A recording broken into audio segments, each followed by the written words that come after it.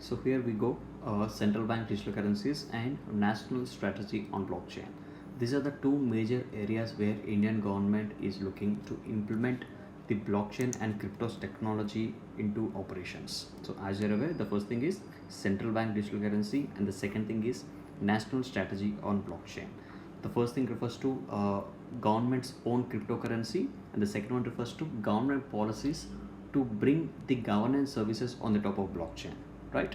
So in these two aspects there are three questions to think for us. Since we know the basics of blockchain, let's try to implement or let's try to connect them with these two concepts. So the first question goes this way: which blockchain they are going to use, whether they are going to use a blockchain which is having proof of work as a consensus like a Bitcoin blockchain, or whether they are going to use a proof of stake like Ethereum, or proof of Byzantine fault tolerance like Hyperledger, or what blockchain they are going to propose. It's the first question.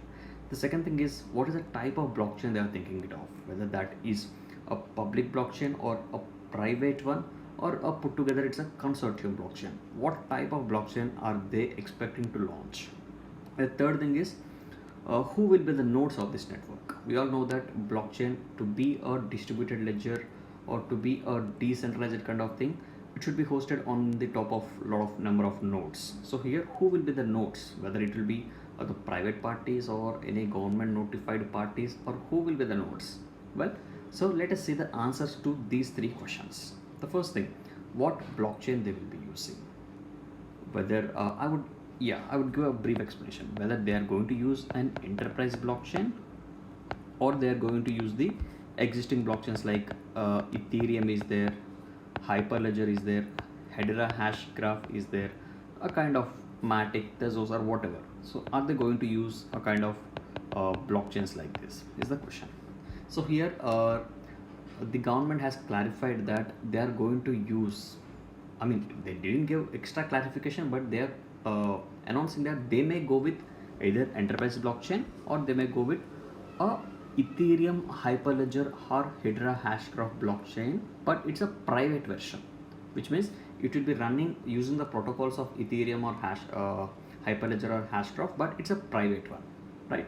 So as of now, they haven't concluded to any type of blockchain like enterprise blockchain. You can say something from EY, something from even the IBM. It's a kind of those private players blockchain, or they can go with the established players blockchain and have a private copy of their own. So that is something that they have announced. And the next thing, what is the type of blockchain that they are going to use, whether they are going to use public, private, or consortium. So let me quickly recollect the differences. Public blockchain is something where it is accessible to any of the person, like anyone can interact or make use of interact and enter into the networks, which is permissionless, right? So that is called public blockchain. And talking about the private blockchain, it's a permissioned blockchain where it's like whenever you or me implement in our companies, that can be a private blockchain because the access will be only to our employees or our stakeholders. So that's a private. And consortium is a mix of both. So here they are proposing to go with consortium blockchain, where they will be using both the concepts of private and public. So here it will be controlled by few but will be accessible by all, like any person can be a user of this blockchain. So there comes a consortium blockchain. This is something that they clarified. And the last thing is, who will be the nodes for this network, whether it will be a group of mining pools that we see in Bitcoin blockchain, or the network will elect someone like proof of stake.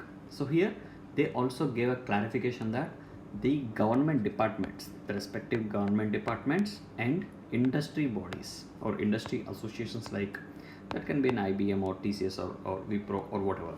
So these two people will be hosting the nodes and will be running the network, right? So this is the clarifications or a kind of draft that National Institute of Smart Government or Government of India has released in the recent announcements.